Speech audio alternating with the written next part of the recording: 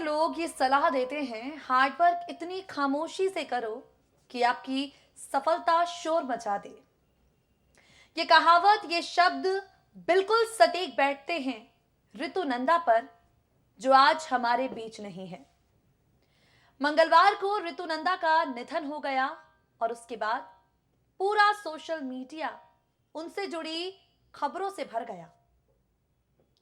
ऋतु एक बहुत खुश मिजाज इंसान थी, जिन्होंने इंश्योरेंस के सेक्टर में नाम कमाया और इंश्योरेंस एजेंट की डेफिनेशन बदल दी।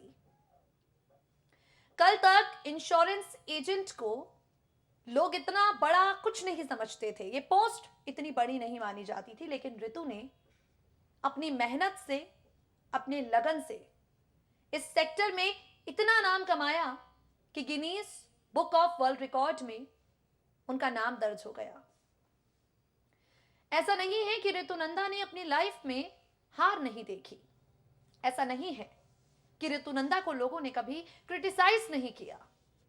लोगों ने उनका मजाक भी उड़ाया, उन पर जोक्स क्रैक किए, लेकिन ऋतु ने हार नहीं मानी।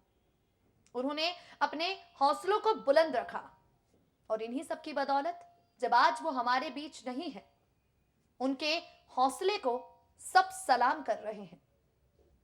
जो रिपोर्ट हम आपके सामने पेश करने जा रहे हैं, उस रिपोर्ट में ऋतु नंदा का एक इंटरव्यू आपके साथ लेकर हाजिर हैं और इस इंटरव्यू के जरिए आप जानेंगे कि जब ऋतु से सवाल किया गया कि आपने इतना कुछ हासिल कर लिया, अपनी खुद की इंश्योरेंस कंपनी खोल ली, लेकिन लाइफ में वो कौन सा पल है जिसे आप कभी नहीं भूल सकती, और इस सवाल के जवाब में ऋतु ने उस दर्द को बयां किया जो उन्होंने अपने स्ट्रगल के दिनों में सहा है।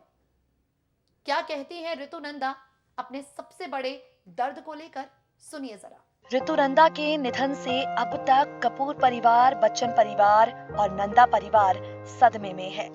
71 साल की ऋतु नंदा फैमिली के हर एक मेंबर से बेहद प्यार करती थी और हर किसी के बहुत ज्यादा करीब थी। बता दें आपको, शोमैन राज कपूर की बेटी ऋतु नंदा कैंसर जैसी गंभीर बीमारी से जंग हार गईं और बीते मंगलवार उन्होंने इस दुनिया को अलविदा कह दिया। बॉलीवुड के सबसे पुराने घराने की बेटी, दिल्ली के मशहूर बिजनेसमैन राजन नंदा की पत्नी होने के बावजूद भी ऋतु ने LIC की एजेंट के रूप में काम किया है। और बता दें आपको, ऋतु ने एक बिजनेस वुमेन के तौर पर अपने आप को जो स्टेबल किया, Guinness book of world record में अपना नाम जो दर्ज कराया, जो इतना फेम कमाया, ये सब ऋतु के लिए आसान नहीं रहा।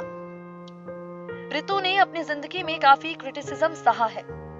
एक लड़की होने के नाते लोग उन पर हंसते थे और लोगों की हंसी ऋतु नंदा ने अपनी मेहनत से बंद की। 1980 में जब उन्होंने बतौर LIC एजेंट एस्को लाइफ नाम से अपनी इंश्योरेंस कंपनी शुरू की, तो लोगों ने उनकी हंसी उड़ाना शुरू कर दिया। और इस बात का जिक्र ऋतु ने निश्चिंता अमरनाथ देवाशीष घोष की book the voice of excellence, the ascent of 21 women leaders of India INC में किया।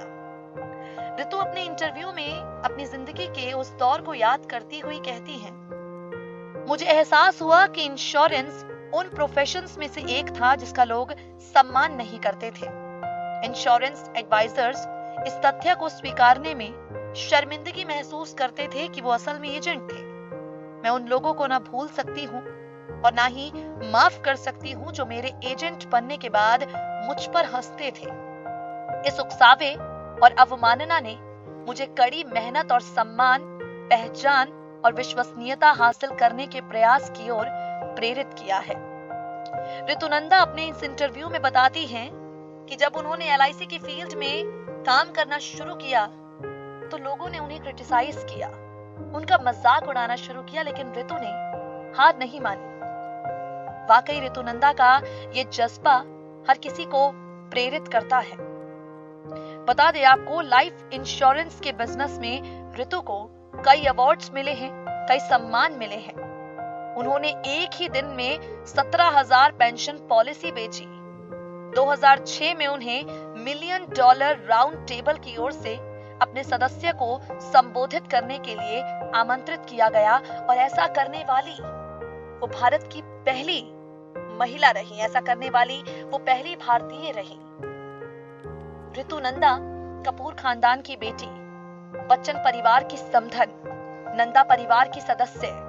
हर किसी को लगता था कि इतने बड़े परिवार से ताल्लुक रखती है तो जिंदगी उनकी बहुत ज्यादा आसान रही होगी, लेकिन वो कहते हैं ना, हर मुस्कुराते हुए चेहरे के पीछे कोई गम छिपा होता है।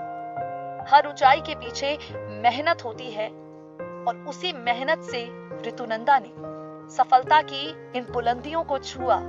आज भले ही वो हमारे बीच नहीं है, लेकिन इंश्योरेंस के सेक्टर में उन्होंने जिस तरह से काम किया, इंश्योरेंस एजेंट को जिस तरह से मोटिवेट किया, वो भूले से भी कभी नहीं भूला जाएगा।